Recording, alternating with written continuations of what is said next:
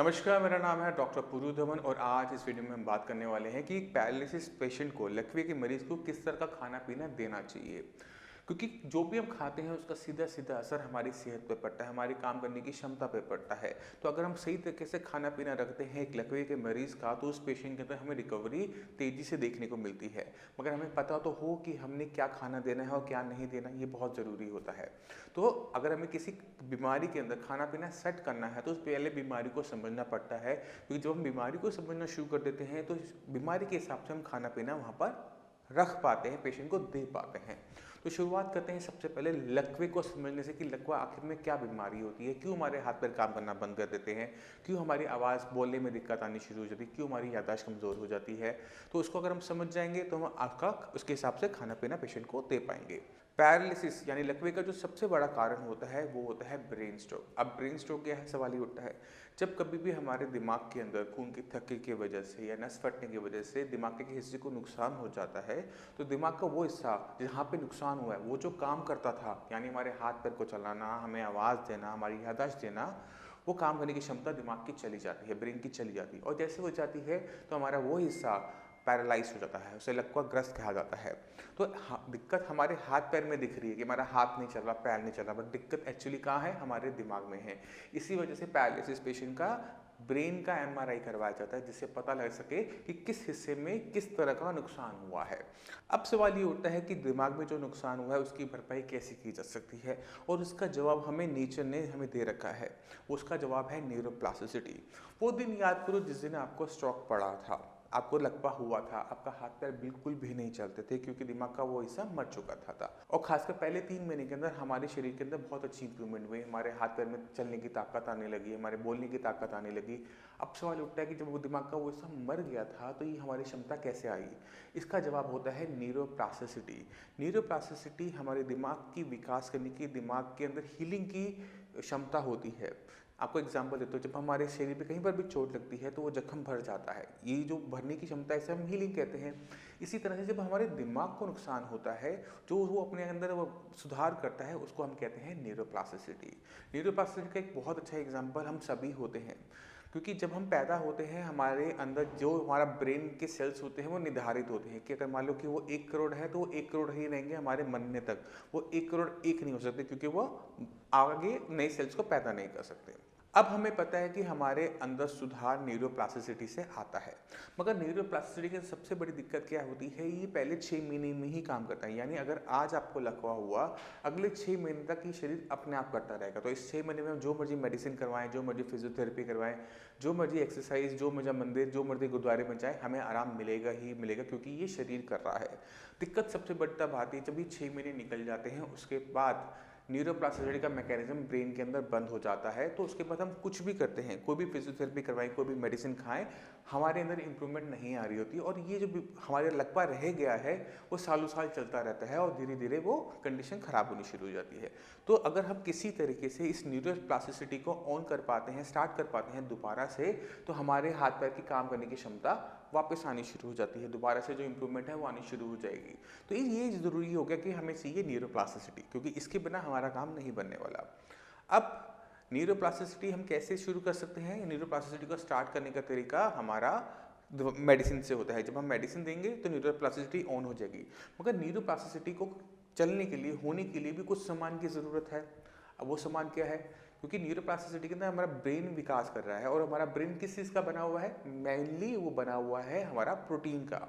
अब अगर हमारे शरीर में प्रोटीन की कमी होगी, पेशेंट खाने के अंदर सही तरीके से खाना नहीं खा रहा, वो सिर्फ दलिया खिचड़ी खा रहा है कि मुझे दोबारा ना हो जाए, या किसी और वजह से कि घर वाले उसे खाना नहीं दे रहे, तो क्या होता है कि हमारा जो शरीर है वो घटना शुरू हो जाता है, वेट लूज होना स्टार्ट हो जाता है। जब पूरा शरीर हमारा वीक हो रहा है तो हमारा ब्रेन भी वीक हो रहा होता है, तो इस टाइम में न्यूरोप्लास्टिसिटी का मैकेनिज्म बंद हो जाता है, रुक जाता है। तो हमने शरीर को ताकत देनी है, और ताकत खासकर किसको देनी है, हमने दिमाग को देनी है, ब्रेन को देनी है। तो खाने के अंदर सबसे ज़रूरी चीज़ हो जाती है प्रोटीन, कि पेशेंट को प्रोटीन ज़्यादा देना है।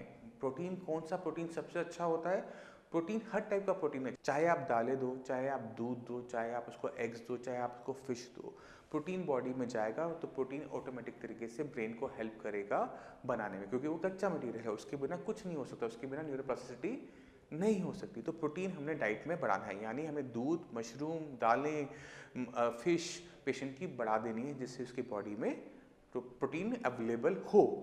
अब सिर्फ प्रोटीन से भी काम नहीं बनता। जैसे आप घर में चाय बनाते हैं तो बहुत सारी चीज़ें लगती हैं, चाय पत्ती भी लगेगी, दूध भी लगेगा, पानी भी लगेगा, गैस चूल्हा भी लगेगा और आप भी लगोगे। जब ये सारी चीज़ें इकट्ठी होंगी तब जाके चाय बन पाएगी। इसी तरह से जब हम ब्रेन के अंदर डेवलपमेंट की बात करते हैं तो सिर्फ प्रोटीन से काम नहीं बढ़ता। प्रोटीन मेन है, सबसे बड़ी चीज़ है, बट इसके साथ हमें चीज़ें चाहिए होती हैं, वो है विटामिन। और खासकर कौन से विटामिन हमारी हेल्प करते हैं, वो है विटामिन B12 और विटामिन डी। अब विटामिन B12 और विटामिन डी ये दोनों ही विटामिन वेजिटेरियन डाइट के अंदर बहुत कम होते हैं। अब वेजिटेरियन डाइट में कमी होने की वजह से अगर पेशेंट वेजिटेरियन है तो हम क्या देखते हैं कि उसमें जो रिकवरी है वो स्लो होती है। वहीं पर अगर एक नॉन वेजिटेरियन पेशेंट होता है वो तेज़ी से रिकवर करना शुरू कर देता है, क्योंकि जब वो नॉन वेज खा रहा है तो उसकी बॉडी में प्रोटीन और विटामिन और सब कुछ जा रहा है, मिनरल सारे जा रहे हैं, तो जिससे उसकी रिकवरी फास्ट हो जाती है। तो हमें ये दो चीज़ें समझ में आने लगी कि नॉन वेज डाइट पैरालिसिस के अंदर अच्छी होती है, खासकर फिश और एग्स। मगर अगर आप वेजिटेरियन हैं, आप नहीं खा सकते नॉन वेज, तो उसका भी तरीका होता है, वो है सप्लीमेंट के थ्रू। तो हमने क्या करना है, हम दालें ज़्यादा लेंगे, दूध ज़्यादा लेंगे, हम मशरूम ज़्यादा खाएंगे, हम लोबिया, अपनी मूंग की दाल अपने खाने में अंदर बढ़ाएंगे, और साथ में जो कमियां हैं इसके अंदर खाने के अंदर, वेजिटेरियन खाने के अंदर B12 की, विटामिन डी की, उसको हम बाहर से पूरा करेंगे सप्लीमेंट के थ्रू। तो जितने भी पेशेंट साइंस संजीवनी में आते हैं उनको हम विटामिन डी और विटामिन B12 बताते हैं कि ये आपने अपने डाइट में ऐड ऑन करना है, जिससे हमारे शरीर में विटामिन B12 की कमी ना हो, विटामिन डी की कमी ना हो। अब जो विटामिन B12 है, ये जो विटामिन है ये वाटर सॉल्युबल होता है। हमारी बॉडी में अगर एक्स्ट्रा भी हो जाएगा तो भी हमारे शरीर को कोई नुकसान नहीं होगा, बॉडी इसको यूरिन के रास्ते बाहर कर देगी। मगर जो विटामिन डी होता है वो फैट सॉल्युबल होता है। फैट सॉल्युबल होने की वजह से अगर हम इसे ज़्यादा इंटेक कर लेंगे तो हमें कॉम्प्लिकेशन आ सकती है। तो विटामिन डी लेने से पहले आपको विटामिन डी का टेस्ट करवाना ज़रूरी होता है, जिससे हमारी बॉडी में इसकी ओवरलोडिंग ना हो, बॉडी में एक्स्ट्रा ना जाए। तो हम ये दोनों चीज़ें करेंगे, विटामिन डी का टेस्ट करवाएंगे, विटामिन डी के से जो अपने सप्लीमेंट से शुरू कर देंगे। किसके अंदर, एक वेजिटेरियन पेशेंट के अंदर, क्योंकि नॉन वेजिटेरियन पेशेंट को ये सब कुछ करने की ज़रूरत नहीं पड़ती, क्योंकि वो अपनी डाइट से इस चीज़ को पूरा कर लेता है। तो हमने इस चीज़ का ध्यान रखना है। अब हमने एक पैरालिसिस पेशेंट की, लकवे के पेशेंट को डाइट के रास्ते हमने प्रोटीन भी दे दिया, हमने विटामिन डी भी दे दिया, हमने B12 भी दे दिया, मगर इसका शरीर को करना क्या है ये समझाना भी बहुत ज़रूरी होता है। इसको ब्रेन में ही यूज़ करना है ये समझाना भी ज़रूरी होता है। तो हमें ब्रेन को सही तरीके से स्टिमुलस देना पड़ता है, जो मेडिसिन से पॉसिबल हो पाता है। तो दो चीज़ें इंपॉर्टेंट हो गई, डाइट, उसके बाद मेडिसिन। उसके बाद सबसे ज़रूरी इंपॉर्टेंट चीज़ हो जाती है कि जब ये होने लगता है, जब ब्रेन के अंदर विकास होने लगा, तो दिमाग का एक नया हिस्सा काम करना शुरू करता है, क्योंकि पुराना तो मर चुका है। अब जो दिमाग का नया हिस्सा इस काम करना सीख रहा है, उसको सिखाना भी पड़ेगा। जैसे हम छोटे होते हैं, जब हम चलना शुरू करते हैं तो हम जब चलेंगे तो ही तो चल पाते हैं। अगर आप बच्चे को गोदी में उठा के रखोगे, ज़मीन पर नहीं रखोगे, तो कभी चलना भी नहीं सीख पाता। इसी तरह से जब हम पैरालिसिस पेशेंट के अंदर इन दोनों चीज़ों को पूरा कर देते हैं, एक हमने डाइट पूरी कर दी, उसके बाद हमने पेशेंट को स्टिमुलस दे दिया, ब्रेन को स्टिमुलस दे दिया मेडिसिन के रास्ते। अब तीसरा स्टेप होता है ट्रेनिंग का। ट्रेनिंग के अंदर हमने इस चीज़ को समझना है कि ब्रेन सब कुछ नहीं सीख सकता। हम अपनी ज़िंदगी के अंदर सिर्फ एक काम में बहुत अच्छे होते हैं, जो काम हम रोज़ रोज़ करते हैं, बार बार करते हैं, हम उसमें अच्छे होते चले जाते हैं, हम बाकी कामों को नहीं कर पाते। अगर आप बैंक में नोट गिनते हैं तो आप नोट गिनने में अच्छे होंगे, मगर अगर आपसे कोई और काम करवाया जाएगा आप उसमें अच्छे नहीं होंगे। इसी तरह से अगर हम खेती करते हैं, रोज़ खेती करते हैं, तो हमें खेती में बहुत अच्छे होते चले जाते हैं, मगर हम अकाउंट्स में ख़राब होते हैं। तो हमें पता है कि ब्रेन को एक ही काम को बार बार करने से हम डेवलप कर सकते हैं, उसको विकास करवा सकते हैं।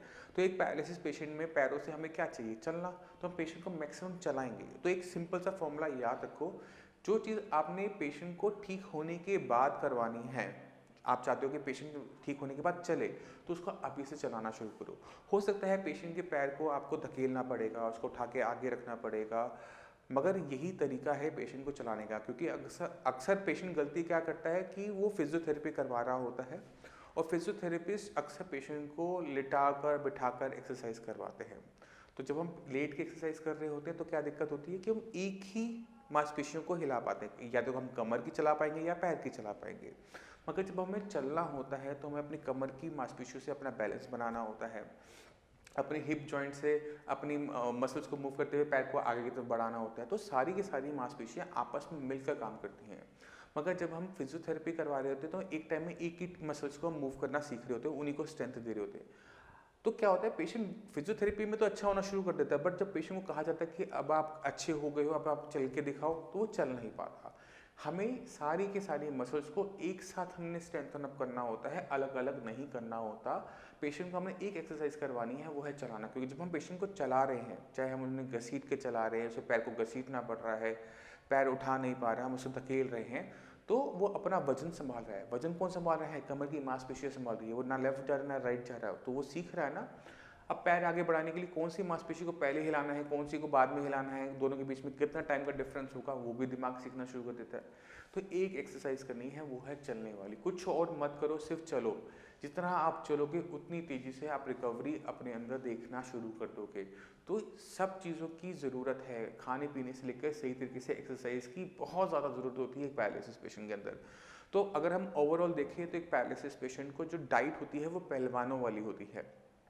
खाने के अंदर दूध, अंडे, दालें बहुत बढ़ा दी जाती हैं, जिससे उसके पेशेंट की बॉडी में सही तरीके से कच्चा माल, रॉ मटेरियल न्यूरोप्लास्टिक करने का जाए। उसके बाद ब्रेन उसके अंदर काम करना शुरू करता है और पेशेंट के अंदर रिकवरी देखने को मिल जाती है। अब मैं चाहता हूं कि आप कुछ पेशेंट की वीडियोस देखिए कि किस तरह से साइंस संजीवनी की हेल्प से, सही तरह की डाइट, सही तरह की एक्सरसाइज से हम किस तरह से किसी पेशेंट के अंदर इंप्रूवमेंट लेकर आते हैं। फिर मैं आपसे दोबारा मिलता हूँ। नमस्कार, मेरा नाम है डॉक्टर पुरुधमन और आज हमारे साथ पैरालिसिस के पेशेंट हैं प्रवीण शर्मा जी। प्रवीण शर्मा जी करनाल में रहते हैं और इनको लास्ट मंथ 13 तारीख को पैरालिसिस हुआ था, जिसके अंदर इनकी लेफ्ट लेग के अंदर जो मूवमेंट थी वो कम्प्लीटली चली गई थी। प्रवीण जी की मेरे ख्याल से फैमिली मेम्बर्स हमारे पास आते हैं तो उनको वहाँ से रेफरेंस मिली और ये आए हमारे पास, और विद इन 2-3 डेज़ ये जो नॉर्मल वॉक इनकी स्टार्ट हो गई। तो ज़्यादा बात ना करते हुए मैं चाहता हूँ कि हम चलते हैं प्रवीण जी के पास और उनसे उनका एक्सपीरियंस पूछते हैं। तो प्रवीण जी, आपको ये हुआ कब था? मुझे नवंबर 14 को 13 नवंबर को हुआ था। और क्या कंडीशन थी उस दिन?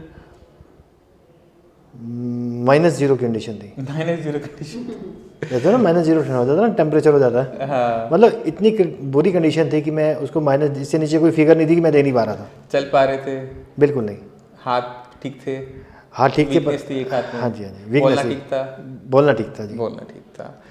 तो आपको यहाँ का एड्रेस किसने बताया था साइंस संजीवनी का? पहले तो ये बताओ। देखो, साइंस संजीवनी का एड्रेस मुझे मेरे घर से मिला। मेरे छोटे भाई की वाइफ को पैरालाइज हुआ पिछले 2-3 साल पहले। अच्छा। उस समय वो बिल्कुल बेड पे थी, हम स्ट्रेचर पे लेकर आए थे। अच्छा। पर आज वो अपने आप चल रही हैं, अपने परिवार को संभाल रही हैं। एक ही फैमिली में दूसरा पर्सन? हाँ जी, हाँ जी, हाँ जी, हाँ जी, हाँ जी। तो आप मेरे पास कब आए थे? मैं आपके पास 15 में। और ठीक कितने टाइम में हो गए? 17 में। मैं 2 दिन, मतलब 17 को मैं वॉक करता था अकेला। जैसे जबकि मैं पहले बाथरूम लैट्रिन के लिए मुझे सहारा चाहिए था, बच्चों के साथ चल जाता था। पर 17 से मैं शाम को इवनिंग वॉक पे, मॉर्निंग वॉक पे जाता था खुद से। अच्छा जी। और आज की डेट में क्या कंडीशन है एक महीने बाद? 99.9% ओके। और तो बाकी जो पैरालिसिस पेशेंट्स होते हैं उनको क्या एडवाइस करना चाहोगे? मैंने तो एड्रेस दिया। एक होता है एडवाइस देना, एक होता है एड्रेस देना। मैंने तो एड्रेस दिया कि आप यहाँ जाओ। एडवाइस तो है कि आपकी मर्जी, आप जाओ या ना जाओ, वो आती है एडवाइस। एक होता है एड्रेस, भाई यहाँ आपको कंफर्म जाना है। अच्छा, तो अब चलने में कोई दिक्कत नहीं? चलने में कोई दिक्कत नहीं। सारी चीज़ें खत्म हो गई 100% प्योर? 100%। चलिए ठीक है। ओवरऑल एक्सपीरियंस कैसा रहा साइंस इंजीनियरिंग का? बहुत बढ़िया रहा। अगर इसको परसेंटेज में काउंट करें 100% रहा। और मैं तो अगर इस इंटरव्यू को अगर कोई देखता है ना जी, तो मैं उसे ये बोलूँगा कि विश्वास नहीं, आँख बंद करें, अंधविश्वास करके चलिए आप। एक होता विश्वास करना, एक होता फेथ, एक होता ब्लाइंड फेथ। मैं तो ब्लाइंड फेथ कहता हूँ कि ब्लाइंड फेथ करना चाहिए। मैंने ब्लाइंड फेथ किया और आज आप सबके सामने हूँ। और शायद ये इसे जादू कह सकते हैं हम। इस एक्सपीरियंस को अगर हम सेकंड नाम देना तो ये जादू है। जादू नहीं है, क्योंकि हम बहुत जल्दी स्टार्ट किया था हमने ट्रीटमेंट, क्योंकि एक ही दिन हुआ था। हाँ जी। इस वजह से रिकवरी उतनी मैंने इतनी रिकवरी जो मैंने फील की है साइंस संजीवनी में आके, इतनी रिकवरी मैंने कभी किसी से सुनी नहीं है कि किसी हॉस्पिटल में जाके और उन्होंने कहा आप वहाँ चले जाओ, उस ट्रीटमेंट में आपको होगा। ऐसा तो मैंने सुना नहीं है, पर यहाँ देखा है। नहीं, एक्चुअली क्या होता है कि जब ब्रेन के अंदर कभी भी ऐसा कोई दिक्कत होती है तो उसमें टाइम बहुत इंपॉर्टेंट होता है। जितनी जल्दी हम सही ट्रीटमेंट स्टार्ट करते हैं उतनी ही फास्ट हमें रिकवरी देखने को मिलती है। ऐसा नहीं है कि लेट केसेस में नहीं देखने को मिलती। अगर पेशेंट अपनी मेहनत करने को तैयार है, विल पावर रखता है और ये माइंड में डाल लेता है ना, मेरा मानना ये है कि कोई चीज़ तब खत्म होती है जब हम उसे स्टार्ट करते हैं। स्टार्ट भी होते हैं और इसमें ना जब तक आपके पास खुद की इच्छा ना हो ठीक होने की, हाँ जी, हाँ जी, कोई डॉक्टर आपकी मदद नहीं करता। वही। तो आपने खुद देखा कि पैरालिसिस पेशेंट के अंदर रिकवरी होती है और फर्स्ट मंथ में ही शुरू होती है। अब सवाल ये उठता है कि साइंस इंजीनियरिंग ऐसा कैसे कर पाता है? इसका जवाब भी न्यूरोप्लास्टिसिटी में ही छुपा है। जब हम एक ही टाइप के पेशेंट बार बार देखते हैं तो उनके शरीर को हम बहुत अच्छे तरीके से समझना शुरू कर देते हैं, उस बीमारी को समझना शुरू कर देते हैं। जब हम उस बीमारी को समझना शुरू कर देते हैं तो उसमें क्या चीज़ फ़ायदा करेगी, क्या चीज़ फ़ायदा नहीं करेगी, वो भी हमें समझ में आना शुरू हो जाता है। और इतनी ज़्यादा संख्या में पैरालिसिस पेशेंट देखने की वजह से क्या हमें फ़ायदा हुआ कि हम पेशेंट को फर्स्ट मंथ के अंदर ही इंप्रूवमेंट देना शुरू कर देते हैं। तो ये न्यूरोप्लास्टिसिटी हुई मेरे अंदर, हमारे अंदर, साइंस इंजीनियरिंग के डॉक्टर्स के अंदर। तो ये बहुत ज़्यादा ज़रूरी है आप सभी को समझना और इसको अपने लाइफ के अंदर उतारना। अगर हम सही तरीके से चलेंगे हमें इंप्रूवमेंट देखने को मिलेगी। फिर भी आपके माइंड में कोई भी डाउट हो, कुछ भी पूछना चाहते हो तो नीचे दिए हुए नंबर पर कॉल करके साइंस इंजीनियरिंग के डॉक्टर से आप फ्री ऑफ कॉस्ट कंसल्टेशन ले सकते हो। आप अपॉइंटमेंट लेकर हमारे डॉक्टर की टीम से भी आकर मिल सकते हो। अब इसी के साथ आप सभी से मैं चलने की आज्ञा चाहूँगा। मिलते हैं अगली वीडियो में, तब तक के लिए धन्यवाद।